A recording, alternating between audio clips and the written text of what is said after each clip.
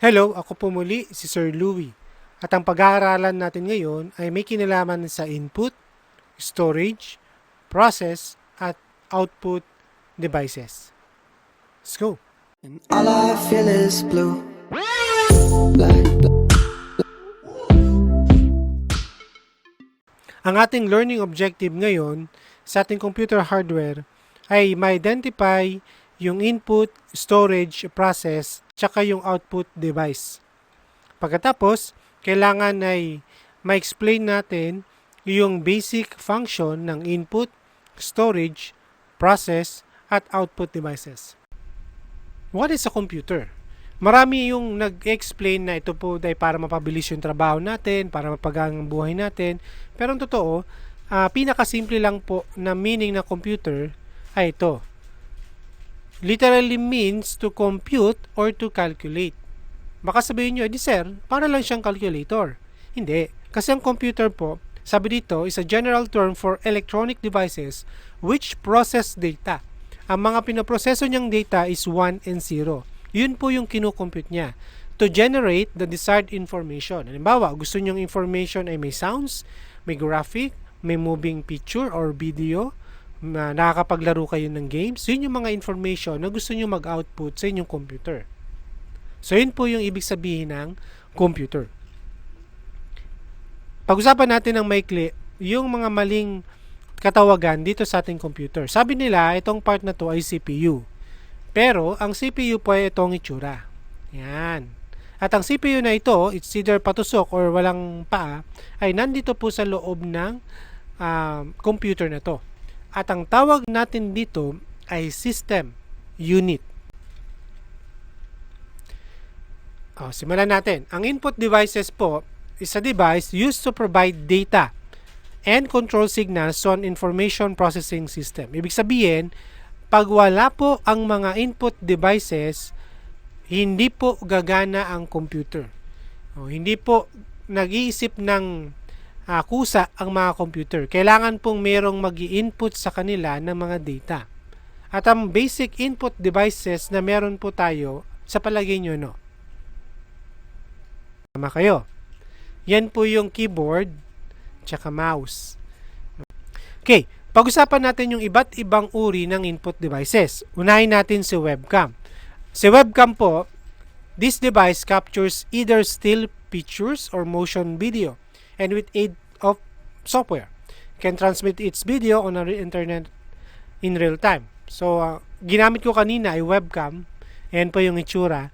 Para makita nyo po yung itsura ko. O kaya, ginagamit natin yan pag tumatawag tayo sa ibang bansa, nag-video call tayo.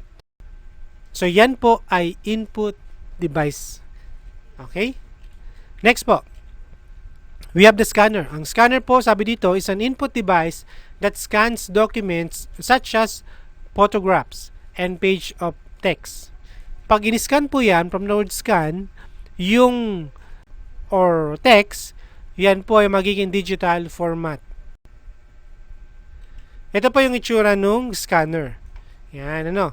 So, dyan po ilalagay yung kung ano mang gusto nyo yung scan, picture or text.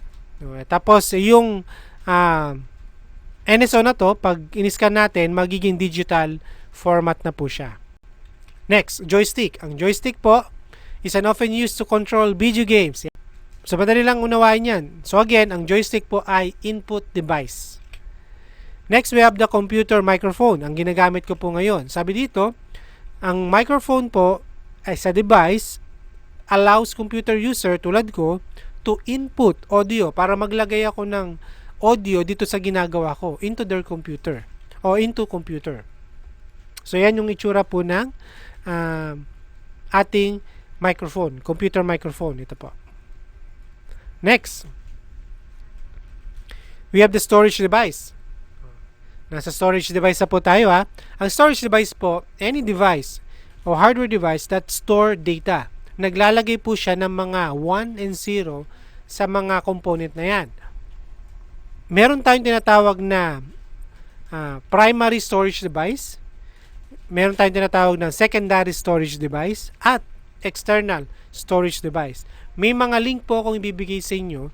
May kinalaman po dyan para ma-explain pa po ng higit yung tatlong yan. Actually, meron pa pong cloud storage device. Okay, next po tayo is processing devices.